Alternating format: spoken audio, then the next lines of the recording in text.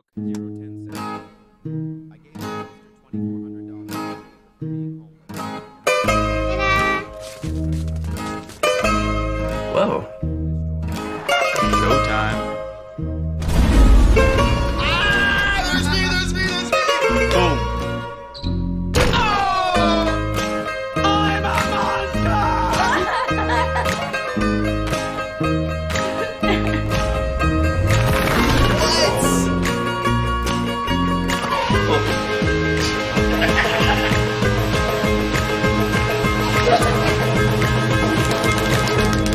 You're welcome.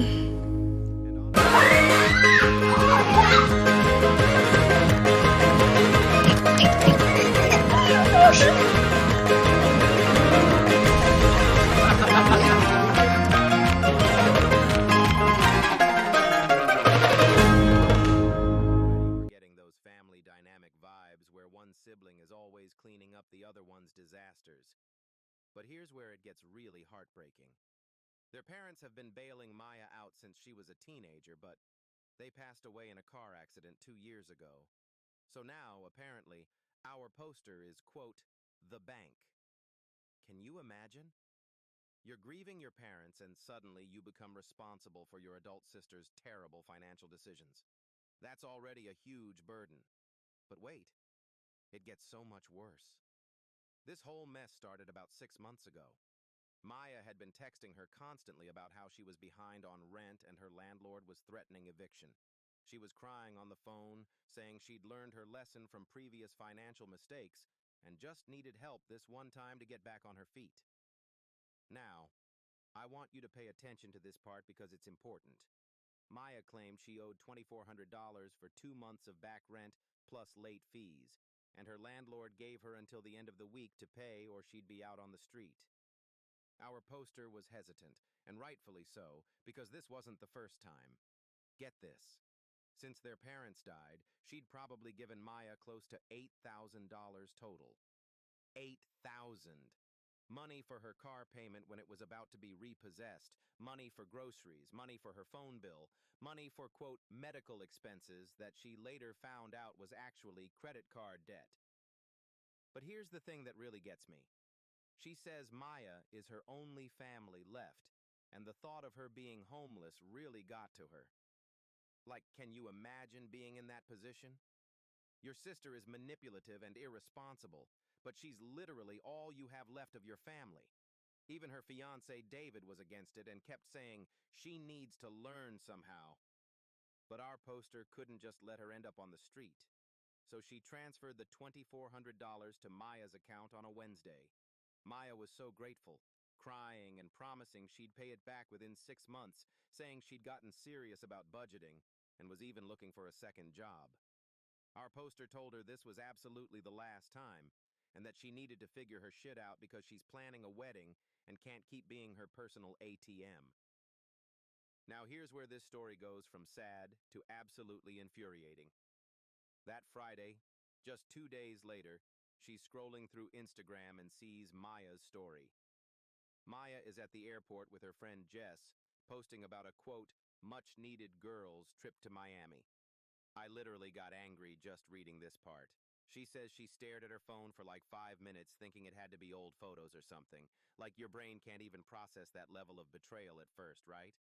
So she calls Maya immediately and listen to this conversation.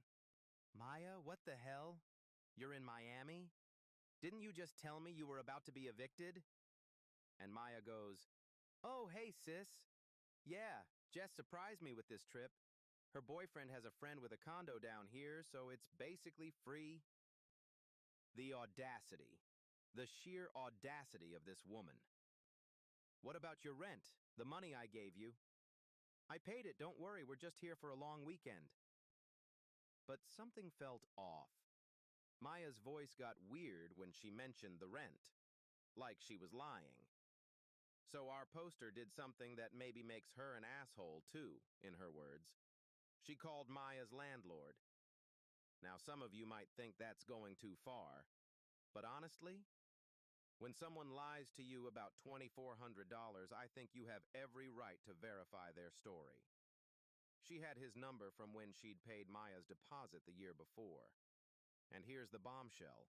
Maya had only paid 1 month of rent, not the full amount she owed. She was still $1,200 behind, and the landlord had never given her a deadline. That was complete bullshit. So Maya basically used half the money to partially catch up on rent and spent the other half on her vacation. When confronted about this, Maya got super defensive. I was so stressed about everything, I just needed a few days to decompress. I'll figure out the rest of the rent when I get back. Why are you tracking me down like I'm a criminal? Are you kidding me? You literally committed fraud against your own sister and you're asking why she's tracking you down like a criminal? Our poster completely lost it, and honestly, good for her. She told Maya she was a liar and a user and that she was done. No more money, no more bailouts, nothing. Maya started crying, saying she was abandoning her like everyone else in her life, that she'd pay back everything she owed, that the trip was a mistake, but she couldn't undo it now. Classic manipulation tactics right there. When caught red-handed, immediately play the victim. When Maya got back from Miami, she called sobbing because, surprise, surprise, her landlord served her with an eviction notice. She begged for the remaining $1,200, but our poster refused. Maya ended up having to move in with her friend Jess, the same one from the Miami trip, and apparently Jess's living situation isn't great. It's a cramped studio apartment. Now here's where the flying monkeys come in.